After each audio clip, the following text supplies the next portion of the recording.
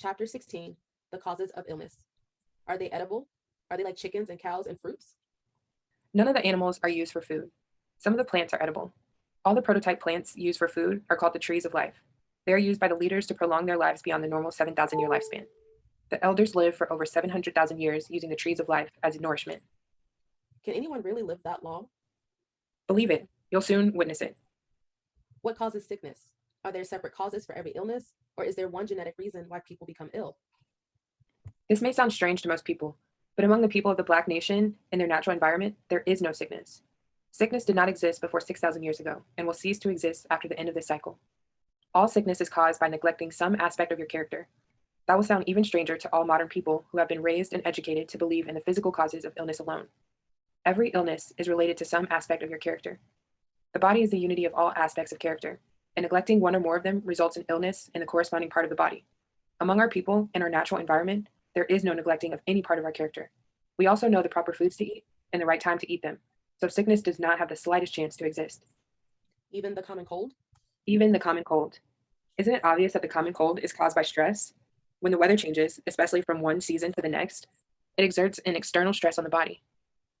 If the body is already under the internal stress of modern life, then you easily become prey to viruses. If you could remove all internal stress, thereby restoring that aspect of your character, external stresses would have no effect on you. It's almost impossible to remove internal stress. There's so much pressure in everyday modern life. Yes, this is the time for such things. It wasn't always this way, nor will it remain like this for much longer. I know you said to keep the questions to the present subject, but you've mentioned the cycles before. Can I ask you more about that? We'll have enough time to discuss all the details concerning cycles, but first things first. So, all the people were taught about the aspects of character and how to stay healthy? Yes, there are 10 festivals that we call life rituals. During each one, the people are taught about the aspects. The character of every individual develops in a timely manner starting from childhood. The first 7,000 aspects of character are taught to children from the age of 7 until they are 14 years old. The school system is set up such that they attend the rituals 3 or 4 times a week for about 7 months of every year. The attendance is not continuous, naturally. They break during the planting and harvesting seasons and at the other times. As I already mentioned, the ancient calendar division had a week of 10 days, making 3 weeks to every month. The 12 months have 30 days each, with 5 or 6 days added at the end of the year, depending on whether it's a regular or leap year. This calendar is exactly as our ancestors, the ancient Egyptians, recorded it in their writings. They kept that system well until about 2,000 years ago. I heard Dr. Jewel Pookrum reveal in one of her lectures similar ideas about the real nature of illness, the body, and the spirit. For example, she shared that often women who are knock-kneed have suffered some sort of sexual abuse. As a result, and a protective mechanism, the knees instinctively turned in to prevent further violation. Can you elaborate by sharing some specific illnesses and the character flaws or deficiencies to which they relate? I think sharing that information will help us who've been disconnected from the ritual process. Thanks. Diseases fall under 2 classes of causes: those caused by a deficiency in the individual's own character, and those imposed on them due to a deficiency in someone else's character. The example you gave falls under the second class, where the deformity is not the result of a particular deficiency in that individual, but a character flaw in another person, who then imposes it on her by committing a crime against her. There are many examples of this type of imposition, some due to neglect, some unintended, resulting in deformities, traumas, addictions, and diseases. One common example is improper or inadequate breastfeeding. A lot of mothers in modern society breastfeed their children very inadequately, if at all. Once a child has had mother's milk directly from her breast, there is no substitute that can take its place, but many women are advised to feed artificial formulas to their children. The most common damage that results from this comes in adulthood in the form of cigarette addiction. Unbelievable as it may sound, a large percentage of addiction to cigarettes is the result of insufficient time spent at the mother's breast. Cigarette companies know this and design cigarette butts the same color as a white woman's nipple and make the rest of it white like milk to evoke these childhood memories, not to mention the chemicals they add to make sure people stay addicted. Other drug addictions are caused by insufficient love given to infants who need it the most. Later in adulthood, after experiencing the high of drugs, it reminds them of the parental love that they experienced but a few times and have been yearning for ever since. After the first high, they seek in vain to recapture that feeling and thus become addicted. All such ignorant impositions can be removed easily by training all people from childhood to develop their character properly. Such training would result in proper ways of raising children. At present, this ignorance is passed from generation to generation. Adding to that are the diseases that come from the person's own character deficiencies. These are caused mostly by lack of character development or improper development as a child. The biggest of these is the non-development of the natural courage in children. So many children are raised in conditions of fear. They are taught to fear strangers, to fear their own parents, to fear the dark, and even their own fantasies that come from their imaginations. This instilling of fear destroys the natural fearlessness and courage that all children are born with. The fear then later on causes many diseases, such as asthma and allergies. Neglecting to develop self-love in children warps their character the most and results in a myriad of diseases such as diabetes, obesity, and so on. As we continue with biology and genetics, I'll give more examples of other diseases and the character flaws that cause them. Can you provide more information about the science of food energy? Do foods have feminine and masculine energies? If so, how does this impact our individual health? And how can you tell what energy exists around specific food?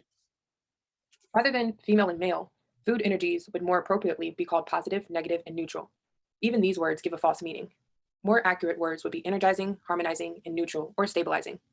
There are foods to be eaten when people are low in energy, and they're opposite to be eaten when they're hyperactive. These harmonize the energy back into balance. In addition, there's a third type of food in the middle, so to speak. They're called staple foods, such as grains, and keep the energy more or less steady. Human beings are vegetarians under natural circumstances. At present, our bodies are in a less than natural state, so the eating of foods like cow milk is necessary, as well as a little meat, but much less than people usually consume. There are enough proteins in plant foods to nourish even the most active people, so it's possible to live completely without meat, as long as one takes a little milk. Plant foods can thus be divided into these three classes. They correspond to the three divisions of the human body: the head area, the chest area, and the intestinal area and lower body. The plant has a correspondence to these three parts in an exactly upside down way. In other words, the roots of plants correspond to the head area. Foods like carrots and other edible roots nourish the brain and the head area. Not potatoes, though, which are not roots, but stems. Their roots are little hairs coming out of the tuber, so tubers are not root foods. Edible roots are thus positive or energizing foods. The stems of plants, which include grains like wheat and beans, are chest foods and nourish the middle part of the body. These are neutral or staple foods. The third group are those that grow at the highest parts of the plant, meaning the leaves and fruits. They harmonize the body's energy level.